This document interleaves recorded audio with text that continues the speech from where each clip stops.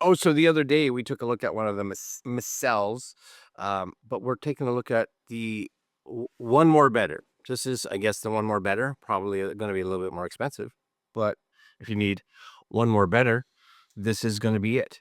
So today we're going to be checking out the Miccell SP65 outdoor Bluetooth speaker. So again, this is a nice compact, travel-friendly Bluetooth speakers that's going to be built for you and being on the go. So let's delve into some specs first. So Bluetooth 5.4, so you're going to get again a nice solid wireless connection. This one ups the game, delivering 30 watts of stereo power versus the one we did before, which was 20. 4,000 milliamp battery versus the 3,000 on the previous one, which provides up to 4 hours of playback. Again, charging is with 5-volt 1 amp, and a full charge takes somewhere in around 2.5 hours. So this is IPX4 rated, so it's splash resistant, but again, not meant to be thrown in the pool or in the ocean, so not full submersion.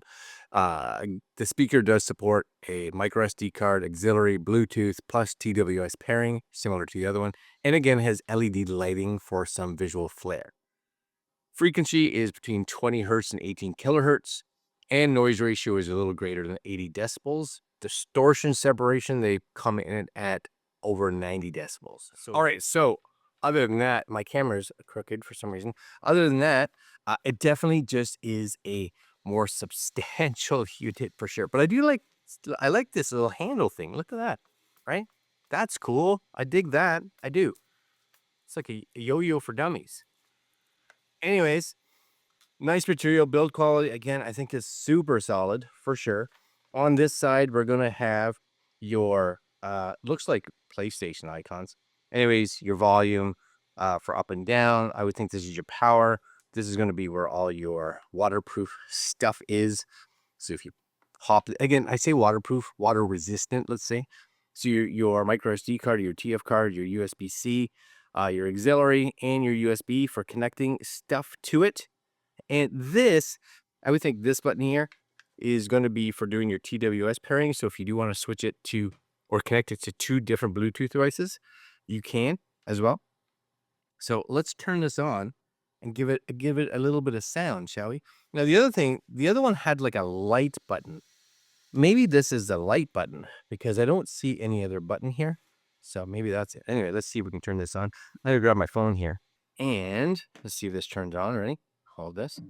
Ooh, that one already seems to have a little bit more punch to it, for sure. There it is, SP65, very cool.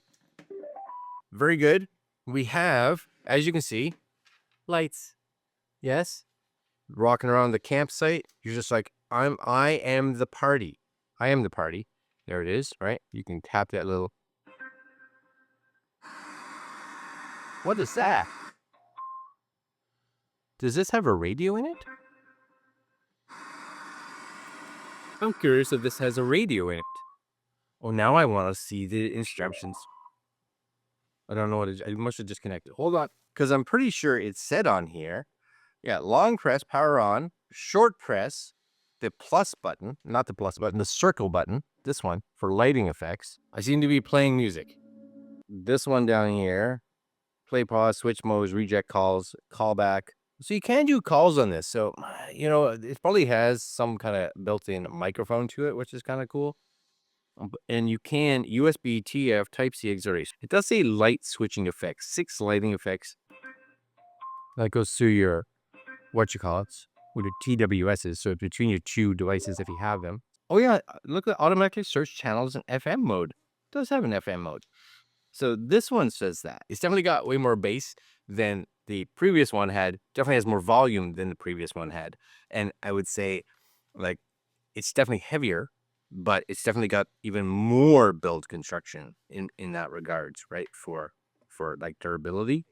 So anyways, who do I think this is for? Well, I do think it's going to be great for outdoor enthusiasts who want something like water resistant, for casual hangouts, again, camping, backyard, outdoorsy things.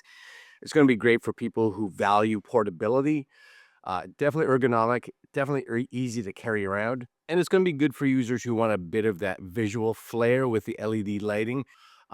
Who is this not for? Well, if you need deep waterproofing, like full submersion, then that IPX4 rating probably not going to cut it. Again, not ideal for audiophiles who are demanding ultra high fidelity, extremely low distortion, or very high power outputs. Again, very much more like a lifestyle speaker than any kind of reference speaker. And if you think you're going to need this for, let's say, more than 8 hours of high volume, then this giving you 4 hours, just definitely not going to be enough. I do think it is a very nice little speaker. As you can see, I have it plugged in here, right, to a power brick. It is 100% fully charged. I do like the setup. I do like the buttons. I really dig this little guy right here. I think that's pretty cool. And it's just a really nice size, right? It's not too small, but not too big. It definitely has some size. And did you notice this? This kind of slides right for your handle. So you can do this, I guess. Anyways, links below where you can pick this up. Like, comment, share, subscribe, hit the little notification bell, and I will see you lovely folks next video. Later.